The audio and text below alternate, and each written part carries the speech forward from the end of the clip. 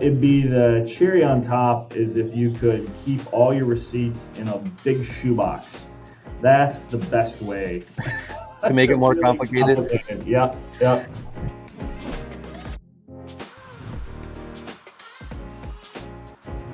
Hello, this is Matt Nuzum with Iowa Business Lawyer, and I am here with Drake Vant Hul.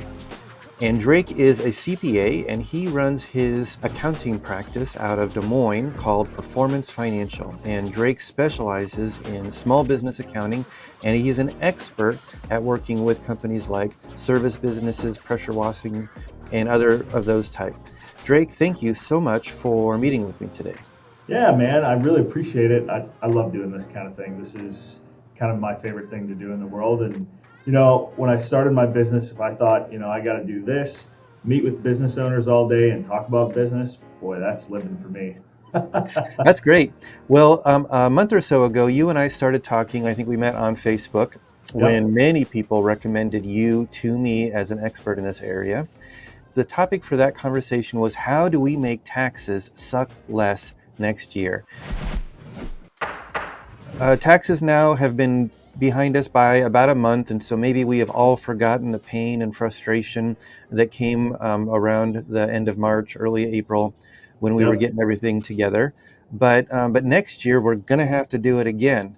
And so, what are some of the things that we can do to make taxes more complicated, more complicated, or more difficult? Well, a couple things you could do is just not have any records, not to keep track of anything, use a lot of your personal money, not track any of that, Mm. um, do a bunch of really risky type investments and buy a bunch of crypto and those would be all great ways to make your taxes really, really complicated. But it'd be the cherry on top is if you could keep all your receipts in a big shoebox. That's the best way To make it to more really complicated? complicate it. Yeah, yeah, Well, we don't want to talk about what not to do too much. Let's talk about some of the things that we should do. And I want to preface this to say that people come into my law office all of the time, and they really just don't know what their financial situation is like. I'm sure yep. you've seen this too.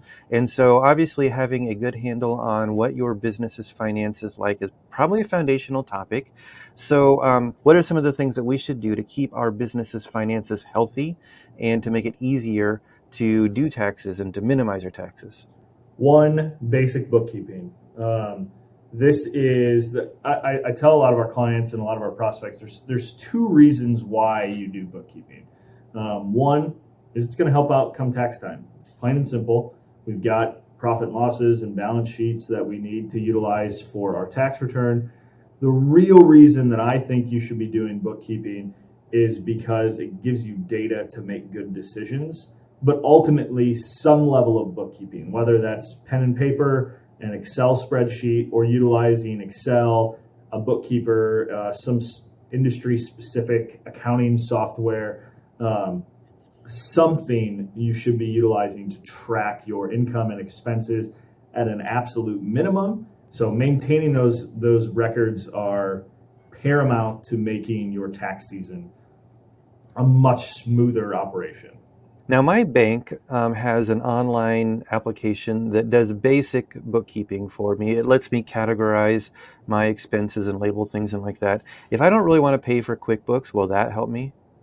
It will if you're very small. The reality is if you're probably doing less than 25 to 30 transactions a month, I Mhm. would say you don't necessarily need to have a bookkeeping solution or an accounting software. The reality is you can pull an Excel file or your bank statements and recreate it. And we've actually created templates to kind of help some of the newer businesses or some of the smaller clients do that and walk through that very simply. Yeah, that makes sense. And another example of maybe a smaller business that can get by with a simple solution is consulting companies Yeah. where they have, say, 6 or 7 or 10 clients and they send one invoice a month and they get one check per month. And the Yep. accounting on there is pretty simple. But then, yeah, you're right. If you're doing even a small construction company, right, you're probably billing or invoicing 4 or 5 times a month and you're making, who knows, dozens of trips to Menards or wherever to pick up material. So at that point, you're going to want something a little bit more sophisticated. Yeah, and it all comes back to what's the main goal here, right? Like, we always got to think about, why are we doing what we're doing? And if any of you have had issues with taxes in the past or not been prepared, you can understand the pain of this a little bit. I have this conversation a lot with our clients, especially ones that are in kind of that first full year of business where they've walked through the cycle, they haven't kept track of anything, and now they really feel the pain of that in March, where they're having to scrounge together and come up with, what did we buy last year in January on Amazon?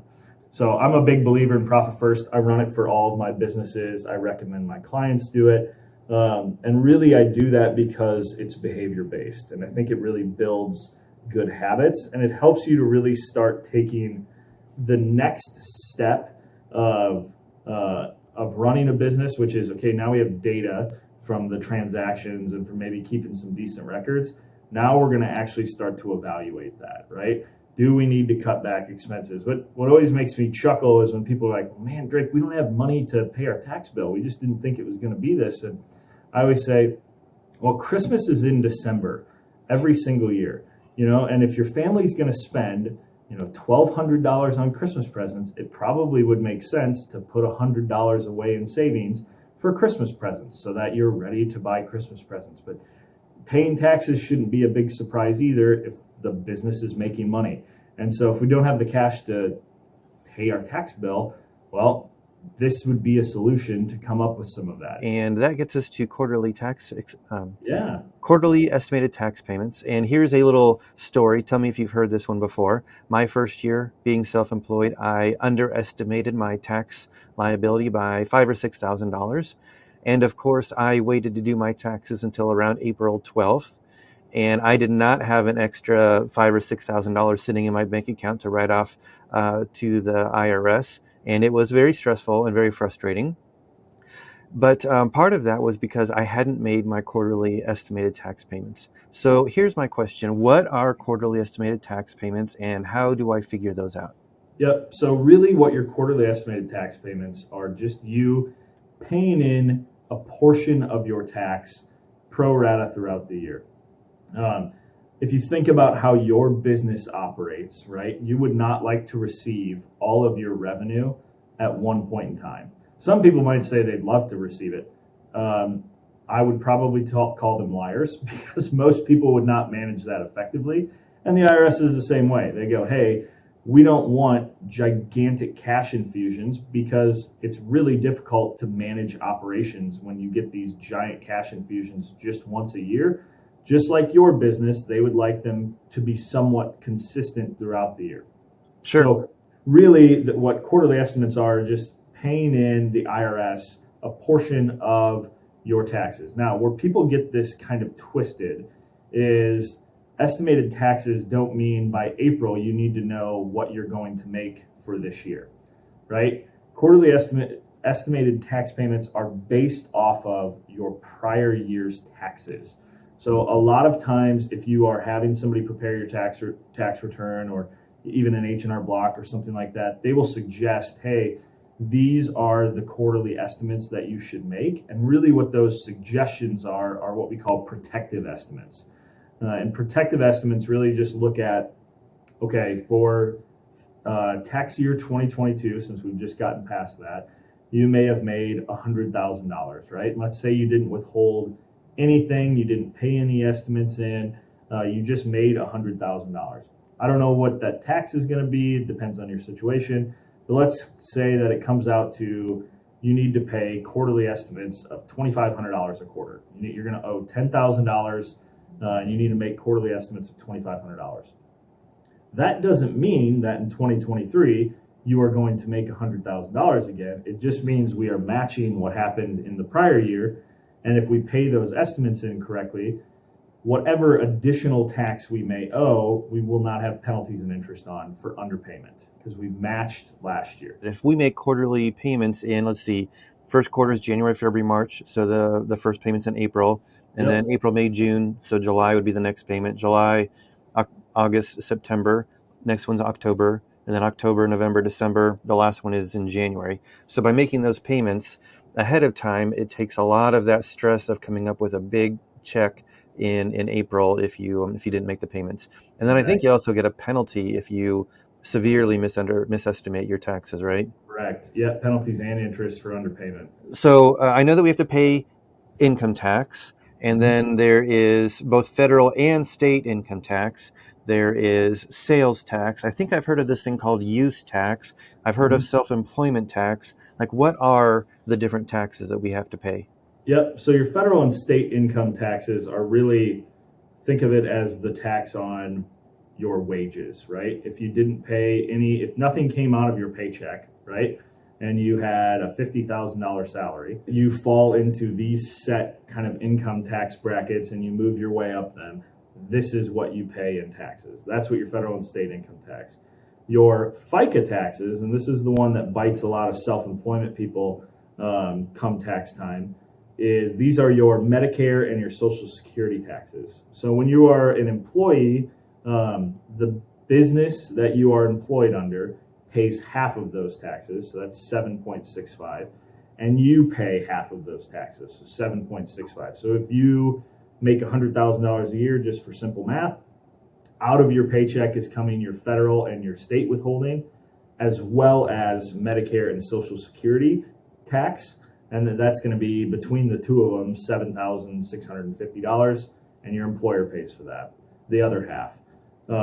When you are self-employed, you are the employer and the employee, and so you get the benefit of getting to pay both halves of that tax, as well as whatever income tax bracket you're in. So for example, let's say you make $100,000 in your car washing business. You go around and you wash people's cars.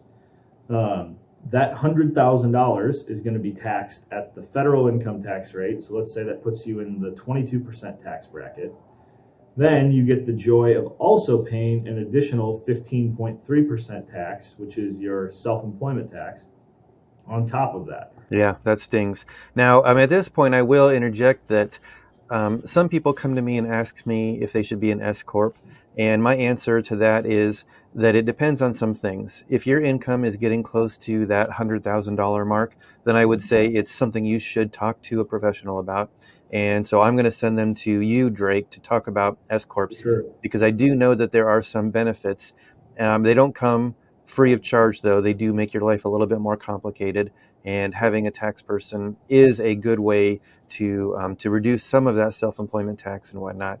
But I do think we should probably have a professional answering those questions on a case-by-case basis. Sound fair? Definitely. Yeah, yeah. There's so much information online about that, and everybody and their mother tells you you should be an S corp. But it's really an individual, personal discussion about your specific business, because there's a lot of things that you can do incorrectly when setting that up, or just from an operational standpoint that can make that go awry. But it is also a very good tax tool where we Yeah. can do some tax savings by implementing that. Now, don't go, hey, Drake told me to do it.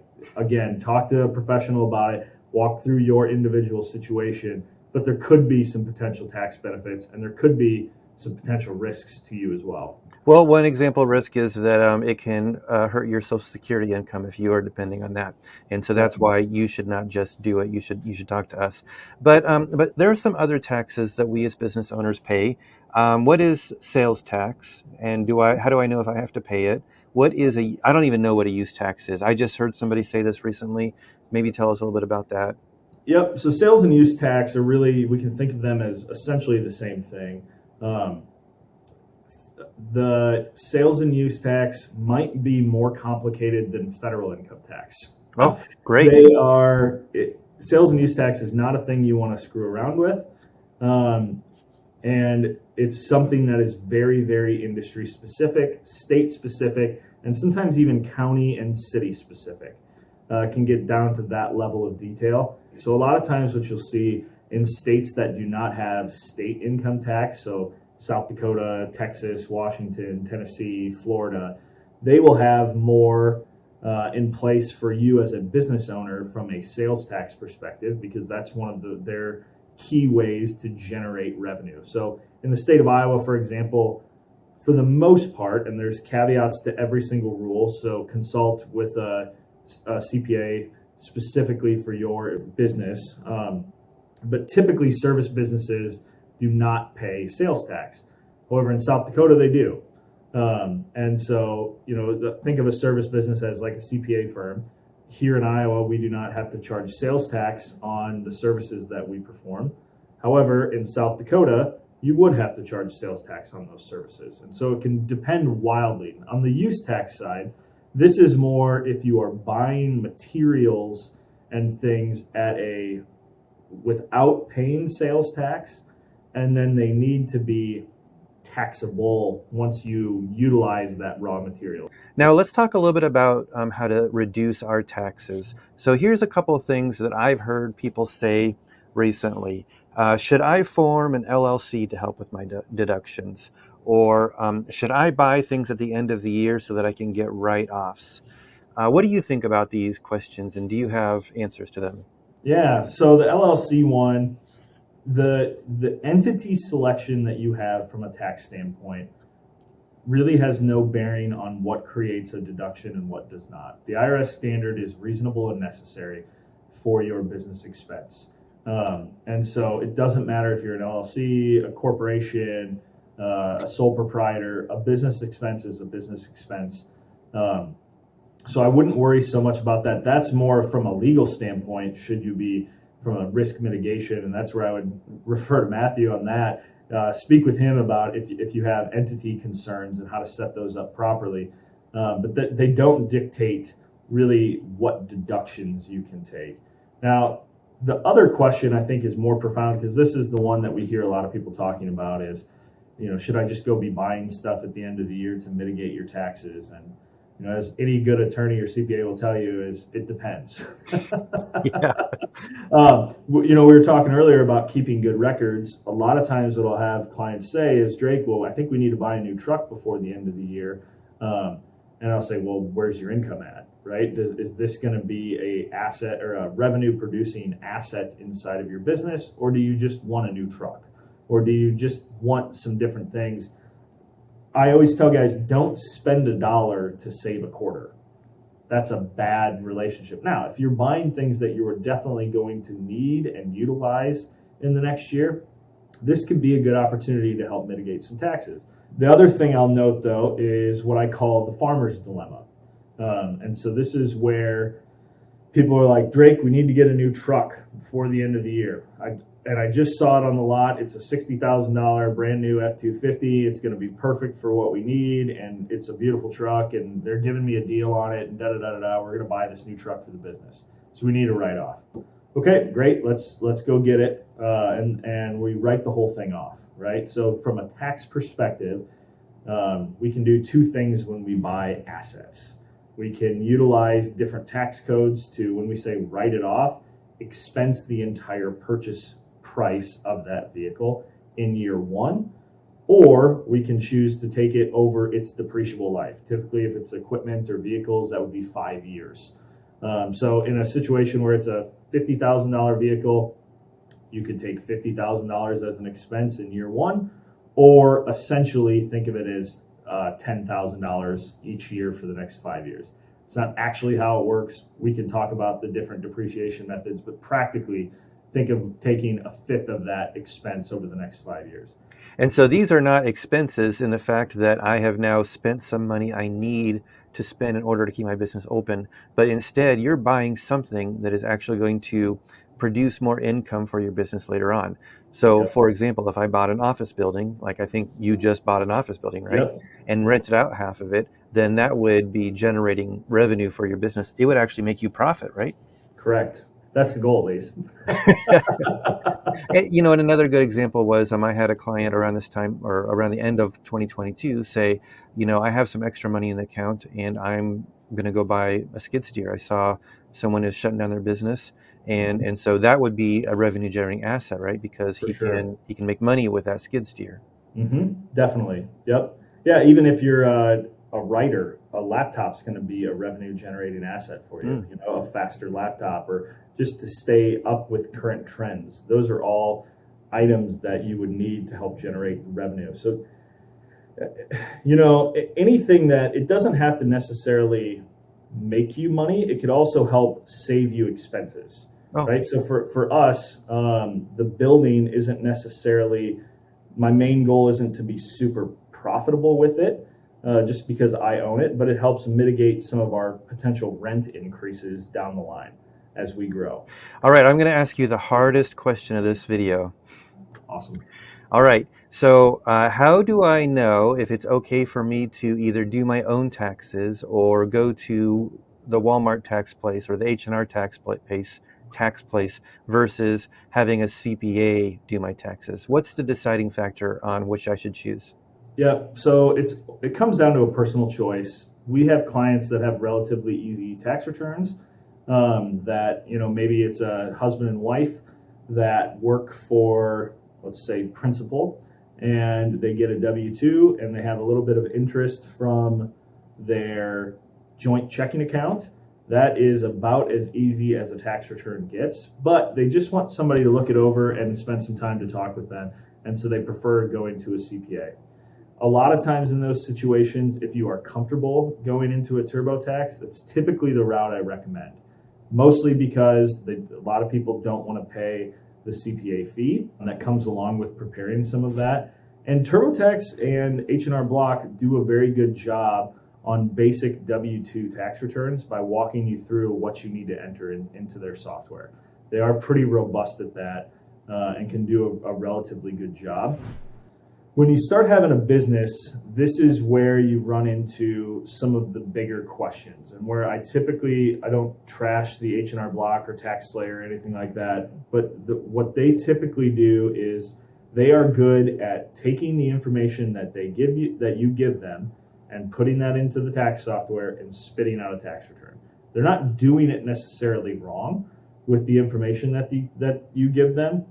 What you're probably missing, though, is they are not asking good questions to help understand you at an individual level or your business more accurately. So a lot of times what we will see is with business clients is we'll probably have back and forth conversations. It might be 5 phone calls, it might be 2 emails, it might be we jump on a 15-minute Zoom just to make sure we're not leaving dollars on the table. So let me just zing through a short list of things to see if these are things you can help with. So first of all, I am starting a brand new business, and I want to make sure QuickBooks or whatever tool I'm using is set up properly. Can you do that for me? Yes. Okay. I am getting ready to make a big expense, and I need to plan for, is it a fair price? Am I going to have to pay sales tax on it? Can I write this off? You can help me with that. Definitely. Okay, I'm getting ready to hire my first real employee. I'm going to bring on 2 real employees, in fact, that's not an owner of the business. And I need to make sure that their payroll is set up properly and that I know how to pay them. Is that something that you can help with? Yep. All right.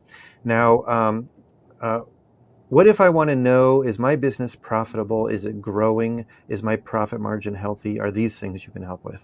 Definitely. Okay, so on this last thing, what do businesses gain by having answers to those questions? Clarity, and ultimately we want you to be a better decision maker inside of your business. If we can provide good data and information, that helps you as the business owner ultimately make better and stronger decisions. We've heard all the stats about why businesses fail and things like that, and we could break them down individually. The reality is most people are just head down inside of their business. They're not taking a step back from that 10,000 foot view and going, this is working, this is not, this is how we make it better in this area. What we try to do is really help give information for them to make really, really strong decisions inside of their business, or walk alongside them and help build out good decision-making processes, or just processes in general to track all of this more efficiently. Yeah, and I'll just second that. When people sit down here across from me in my office, and I can tell that they're just burnout. Business owners are exhausted 9 times out of 10, probably more than 9 times out of 10. Right. When I ask them, are you paying yourself? They say no.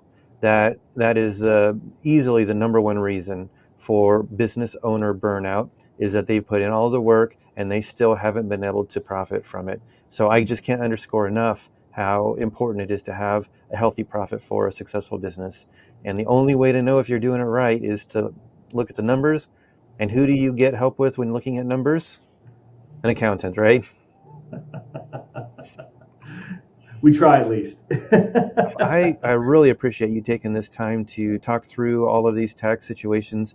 If people watching this video do the basic principles that we talked about, which was, first of all, keeping your business finances organized, including by maybe having multiple business accounts, but definitely by keeping your business accounts and your personal accounts separate from each other. So talking to an accountant to see if an S Corp or a C Corp is a smart move for you.